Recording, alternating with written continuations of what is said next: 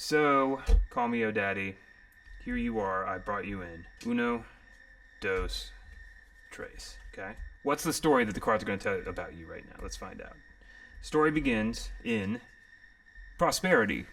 Material prosperity. Period. That's a 10 out of 10 in the pentacle realm.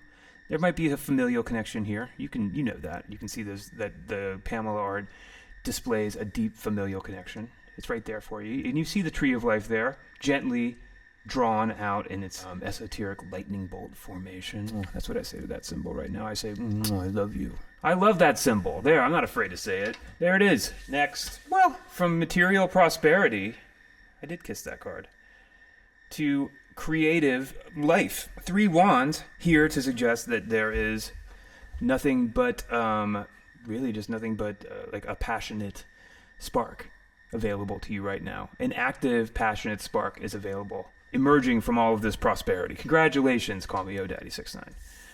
And finally, we have an impediment, don't we? Is it anxiety?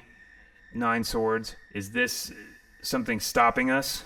Or is this, as I experienced 9 swords yesterday for the first time in my life, the Hermetic 9 swords where, where, that's not for me to answer, call me Daddy69. How am I supposed to know what your passionate spark is supposed to be specifically about in your life? First of all, I would need to move in and become your roommate. And I don't think either of us is ready for that. I'd have to come in and just, like, literally be your roommate and watch you move around in the world before I could figure out how to diagnose specifics around your passionate spark. I'd have to watch you, do dishes. Your own dishes, not mine. Don't worry. I need to watch you, clean your, toilet. But not, watch. I just need to, pass by and notice that you're doing it. And say to myself, okay, he's a good roommate. They are a good roommate. I have no idea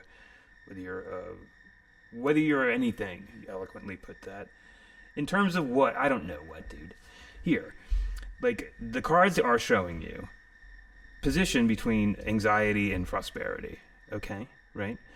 Let's see what the star in the sky is. Oof, okay. Are we thinking about exertion in this moment? Creative, passionate exertion?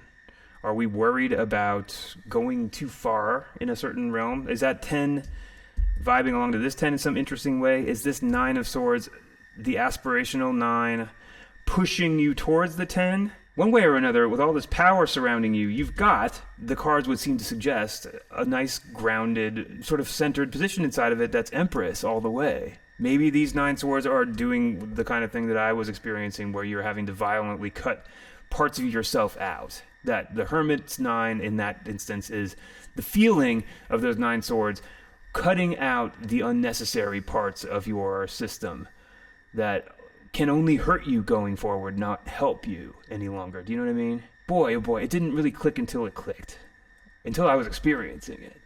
And you go, oh, I see it now. I fucking see it. I see it now. I see it. I see that those 9 swords are not only are they there to torture you in your passive sleep state, but they can be there to be used in a certain sense. Of course they can. Hermetically, that would make perfect sense. But there's 9 of them and they hurt, is what it is. Anyway, thus concludes the veiled complaining portion of this broadcast.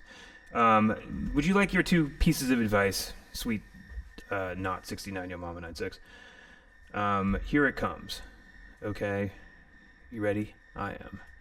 Because we're doing the Indira Luz spread. That's right. I'm up to $18,000 now with this. Done it twice. This is number 2. That's 18 grand I owe her. Fine. Piece of advice number 1. That 9 gets brought right into the realm of emotion. I'm getting off of this card that you need to emotionally protect yourself. That's actually super important right now. And that you need to listen to your inner voice and make sure that you've centered that voice above and beyond all things.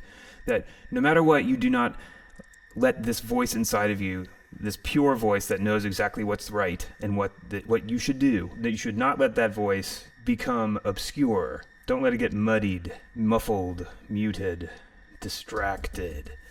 Don't let it get distracted. You've got a lot of stuff going on right now. A lot of 9s and 10s. A lot of 9s and 10s. A lot of energy, a lot of effort. The cards are beckoning you towards emotional triage of sorts, maybe, or maybe it's just emotional, like recentering yourself emotionally around your own needs. And then, yes, listen to the voice. Don't listen to all the other voices. Bleep all those other voices. They aren't your friends. Only the one inside that's a little bit over your stomach, if you're like me. That's the one that lets you know whether what you're doing is correct or not, if you're like me. If you're like me. If you're like me.